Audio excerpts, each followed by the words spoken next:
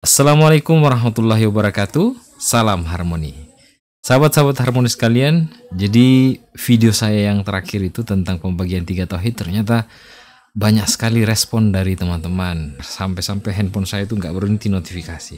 Jadi insya Allah komentarnya semua saya baca ya.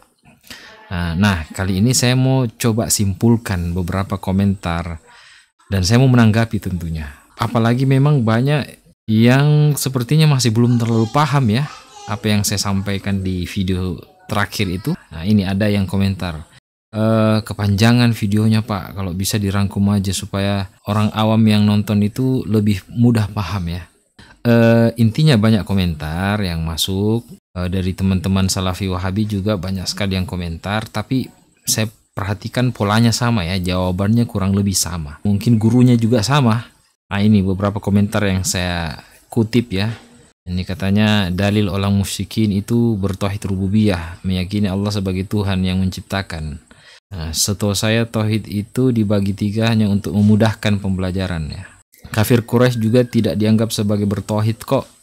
Dalam pembagian 3 tauhid ini tetap dianggap musyrik dan kafir. Ya, saya kira ini sudah dibahas ya di video saya yang pertama. Muhammad bin Abdul Wahab juga mengatakan aqarra bihil kufar ya. Saya ingat betul redaksinya. Jadi orang-orang kafir mengakui tauhid menurut Muhammad bin Abdul Wahab, tauhid rububiyah.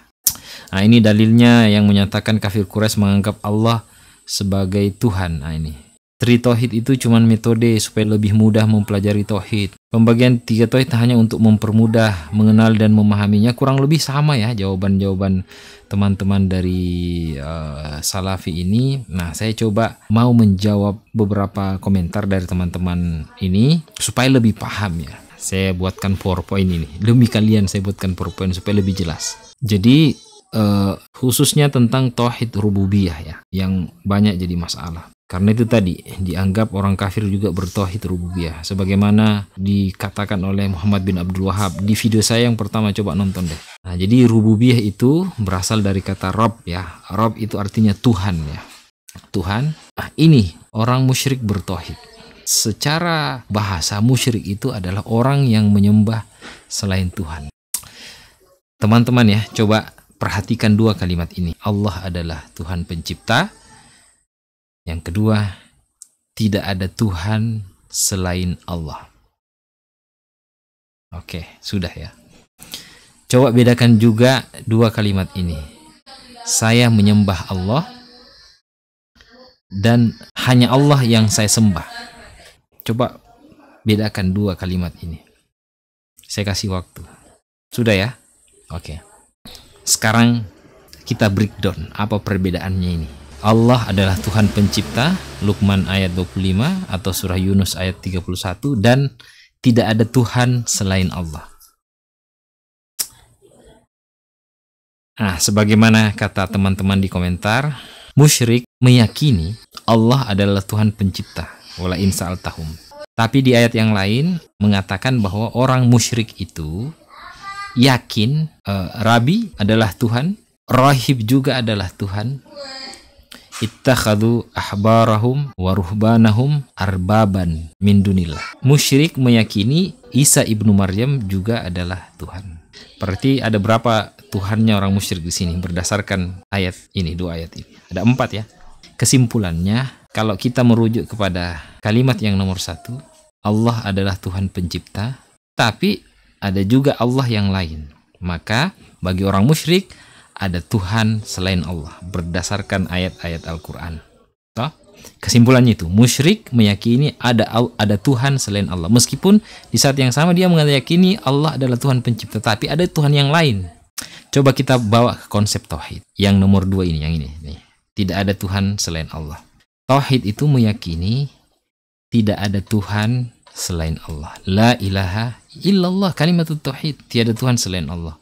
Maka kalau kita mau kiaskan dengan kalimat-kalimat sebelumnya dalam kasus yang sama, kalau musyrik meyakini Rabbi adalah Tuhan, maka orang yang bertauhid meyakini Rabbi bukan Tuhan, karena tiada Tuhan selain Allah.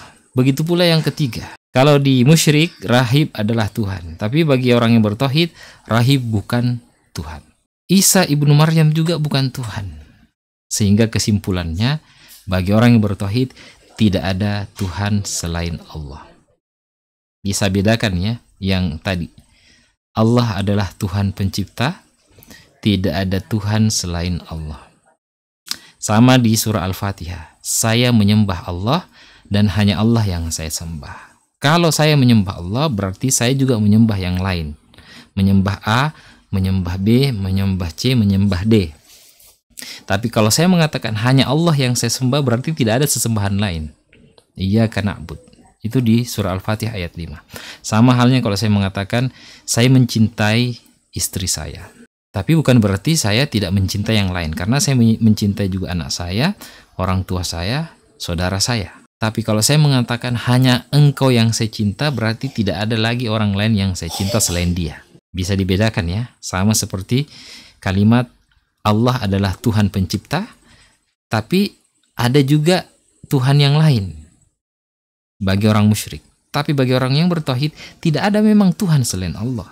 Sehingga kesimpulan akhirnya, musyrik itu meyakini ada Tuhan selain Allah. Kita anggap kodenya positif. Sedangkan tauhid itu meyakini tidak ada Tuhan selain Allah. Berarti dia negatif. Tidak ada memang Tuhan selain Allah. Bagaimana mungkin dua kalimat yang berkontradiksi ini, positif dan negatif, itu bisa bergabung? Orang musyrik bertauhid. Orang musyrik bertauhid.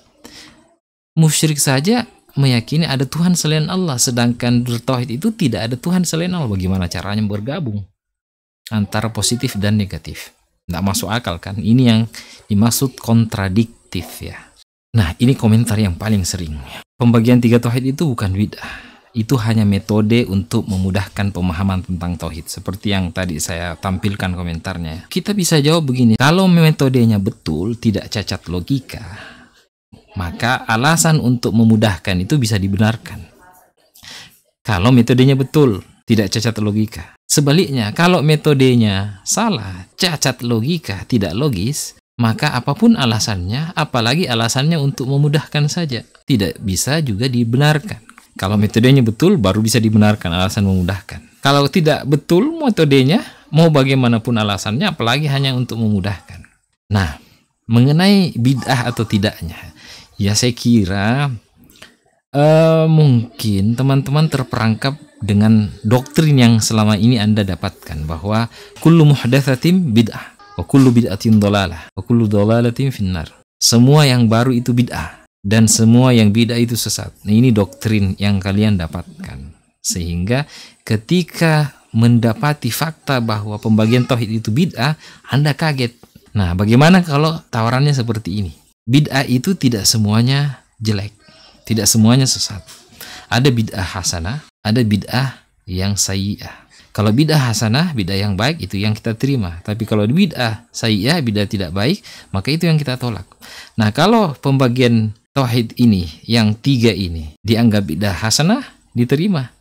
Tapi kalau tidak baik, ya kita tolak dong. Sama kan? Nah, kalau kita dengarkan tadi, cacat logika atau tidak? Tidak logis. Secara metodologis saja tidak benar. Bagaimana mau kita terima? Jadi saya prihatin dengan kalian yang sudah kena doktrin yang selama ini ternyata, oh, pembagian tiga tauhid ini ternyata sesuatu hal yang baru dipelopori oleh Ibnu Taimiyah. Istilah rububiyah dan uluhiyah memang digunakan oleh ulama sebelumnya, tapi pembagiannya yang baru dilakukan oleh Ibnu Taimiyah. Apalagi mengatakan aqarra bihil kufar, orang kafir, orang musyrik itu bertauhid. Nah, ini yang bikin gempar. Terakhir pesan saya supaya tidak terlalu panjang videonya. Ya, jangan taklid. La na'riful haqqa birrijal wa innama na'rifur rijal bil haqqi. Jangan menilai kebenaran dengan orang-orang tertentu. Nilailah orang-orang itu dengan kebenaran. Nah, kalau kita bawa dalam konteks pembagian tiga tauhid ini, jangan karena dia adalah Syekh Ibnu Taimiyah, apa saja yang beliau ungkapkan itu Anda anggap sebagai kebenaran. Atau apa saja yang ditolak oleh dia, Anda anggap sebagai kebatilan. Padahal bisa jadi itu adalah kebenaran. Nah, sementara apa saja yang dia terima, menurutmu itu adalah kebenaran, padahal bisa saja itu adalah kebatilan, kesalahan. Oke, saya kira itu video saya. Semoga ini bisa memberikan pencerahan kepada teman-teman yang mungkin kurang paham. Oke, sekali lagi terima kasih. Saya akhiri. Wallahul hadi ila siratim mustaqim. Assalamualaikum warahmatullahi wabarakatuh. Salam harmoni.